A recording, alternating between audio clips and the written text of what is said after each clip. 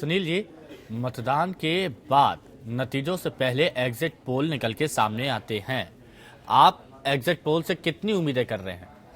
देखिए हिमांशु जी, पहली बात तो मैं ये कहूंगा कि अभी हमारे भाई कह रहे थे संजीव जी कि जुमलों की बात कर रहे थे। जो 5 साल तक इन्होंने जुमले जनता को दिए हैं वो जनता ने हिसाब किताब इनसे ले लिया है।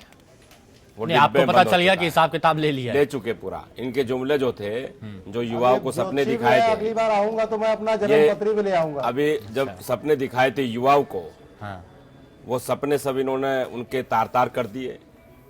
इन्होंने सपने दिखाए थे अब 2 किसानों दिन की को, बात है बरेला जी, वे सब तार तार हो चुके।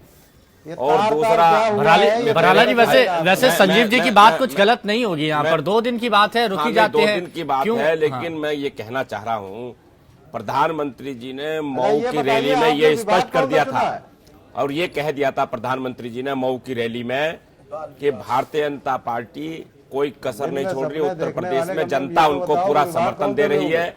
और जो ये लोग सोच रहे थे, सपा और बसपा ये सोच रहे थे कि अगर कोई कम रह जाए तो हमें बार्गेनिंग करने का मौका मिल जाएगा, वो कहीं कोई गुंजाइश नहीं है। प्रधानमंत्री जी ने आगाह कर दिया था कि जनता उत्तर प्रदेश की ये कह रही है कि पूर्ण बहुमत दे रहे हैं भारतीय जनता पार्टी को, कि आप इस ख्वाब में न रहे कि हम कुछ कम रह जाएंगे और हमें अवसर मिलेगा, या फिर हम लोग जोड़ तोड़ करने को आप लोगों को जाएंगे। ये सब संभावनाएं खत्म है।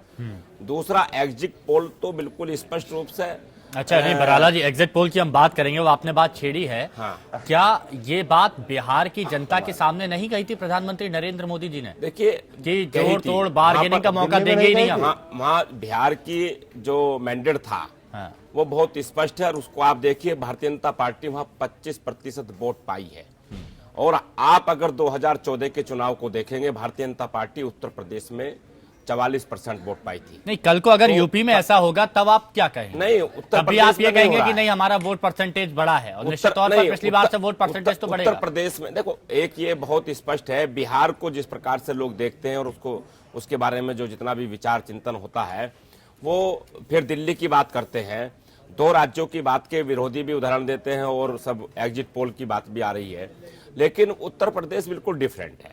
उत्तर प्रदेश का अभी मैं बिल्कुल गोविंद भाई जी की बात से बहुत सहमत हूं कि वो मैंडेट जो है उत्तर प्रदेश की जनता ने 2007 के चुनाव से स्पष्ट कर लिया है, और अपना मतदाताओं ने बहुत गंभीर और यानी कि साइलेंट मतदाता ने ये मन बना रखा है कि जिसको भी समर्थन देना है पूर्ण बहुमत में देना है, और 2/3 बहुमत देना है। ये तो इस बार तो और भी ज्यादा मतदान बढ़ा, रिकॉर्ड तोड़ा है।